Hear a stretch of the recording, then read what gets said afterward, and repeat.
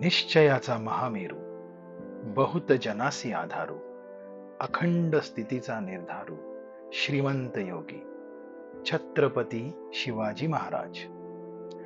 सह्याद्रीची छाती गर्वाने फुगली आणि दिल्लीची मान शरमेने झुकली जेव्हा हे जाणते राजे मराठी साम्राज्याचे पहिले छत्रपती झाले. मराठ्यांचा राजा छत्रपती झाला ही गोष्ट काही सामान्य नव्हती. हे छत्रपती पद वडिलोपार्जित मिळाले नव्हते. त्यासाठी प्रचंड कष्ट घेतले गेले होते. धाडसी निर्णय घेण्यात आले होते. आग्र्यावरील सुटका, शाहिस्ते खानावरील हल्ला, तसेच अफझल खानाचा वध, असंख्य धाडसी मोहिमा आणि स्वाऱ्या, जीवाभावाच्या असलेल्या बाजीप्रभू देशपांडे, तानाजी मालुसरे यासारख्या असंख्य सहकाऱ्यांचे बलिदान ही त्यामागे होते. आपण तयार केलेले राज्य हे एक स्वतंत्र राज्य व्हावे आणि राजांनी त्याचे छत्रपती व्हावे ही सर्व जनतेच्या मनातली इच्छा होती. तसेच मराठ्यांच्या स्वराज्याला सर्व राजे राजवाड्यांनी मान्यता द्यावी. अनेक वर्षानंतर सर्व धर्मांना समानतेने वागवणारा, प्रजेला न्याय व सुख देणारा राजा महाराष्ट्रात निर्माण झाला आहे, असे स्वराज्य निर्माण झाले आहे हे जगाला कळावे आणि हे स्वराज्य भक्कम व्हावे या हेतूने शिवरायांनी राज्याभिषेक करून घेण्याचे ठरवले. राज्याभिषेकासाठी रायगड या अभेद्य किल्ल्याची निवड करण्यात आली. त्यासाठी रायगडावर कित्येक महिने आधीपासूनच तयारी सुरू झाली होती. निमंत्रितांना निमंत्रणे पाठवली गेली. विविध देशांचे प्रतिनिधी, त्यांचे वकील, सर्व राज्यांचे प्रतिनिधी व परदेशी पाहुणे हे सर्व राज्याभिषेकाला हजर राहणार होते. तसेच सर्वसामान्य जनताही राज्याभिषेकाला रायगड या किल्ल्यावर उपस्थित राहणार होती. राज्याभिषेकाचे विधी सुरू होण्यापूर्वी महाराजांनी जिजामातांचा आशीर्वाद घेतला. त्यानंतर त्यांनी विविध मंदिरांना जाऊन देवांचे दर्शन घेतले, तसेच पूजा केल्या. प्रतापगडावरच्या तुळजाभवानीस त्यांनी सोन्याची छत्री अर्पण केली. महाराज सर्व मंदिरांचे दर्शन घेऊन 21 मेला पुन्हा रायगडावर परतले. आता रायगड सजला होता. सर्वांना आतुरता होती ती राजांच्या राज्याभिषेकाची.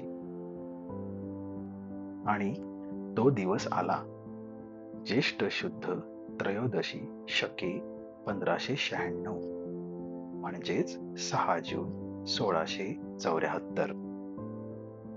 सकाळी आई भवानीचे दर्शन घेऊन राज्याभिषेका दिवशीच्या विधींना सुरुवात झाली. अष्टप्रधानांनी गंगेसारख्या पवित्र नद्यांमधून आणलेल्या पाण्यांनी महाराजांना अभिषेक घातला. मंत्र उच्चारण सतत सुरू होते. वाद्य वाजत होते. अभिषेक झाल्यानंतर महाराजांनी शुभ्र वस्त्र परिधान केले होते. महाराजांनी जडजवाहिरात घातले होते. तसेच राजमुकुटही परिधान केला होता. महाराजांना सुवासिनींनी ओवाळले. रायगडावरच्या गच्च भरलेल्या दालनामध्ये महाराजांनी उजव्या हातामध्ये विष्णूची मूर्ती घेऊन प्रवेश केला. महाराजांनी प्रवेश करताच उपस्थितांनी महाराजांना मानवंदना दिली. राजे समोर असलेल्या 32 पन सोन्याच्या सिंहासनाकडे एक एक पाऊल टाकत जात होते. त्यांना नक्कीच त्यांच्या सहकार्याने केलेल्या बलिदानाची आठवण येत असणार. मंत्रांचे उच्चारण सुरूच होते. सिंहासनाजवळ पोहोचताच गागा भटांनी रत्नजडित झालरीचे वस्त्र महाराजांच्या डोक्यावर धरले आणि जय जयकार केला.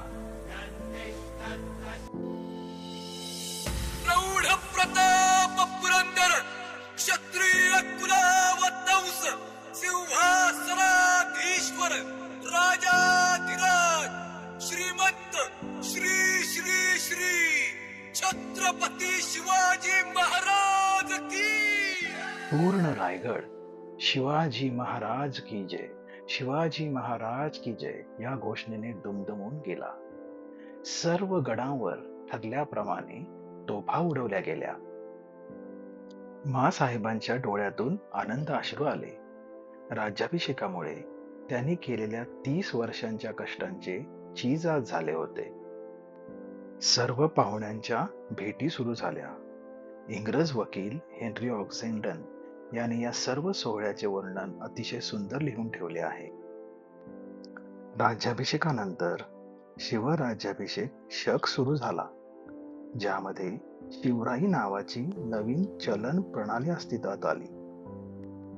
आज मराठांचा राजा छत्रपती झाला आणि हिंदवी स्वराज्याची कीर्ती सर्वदूर पसरली. सार्वभौम स्वराज्याला त्यांचा राजा मिळाला.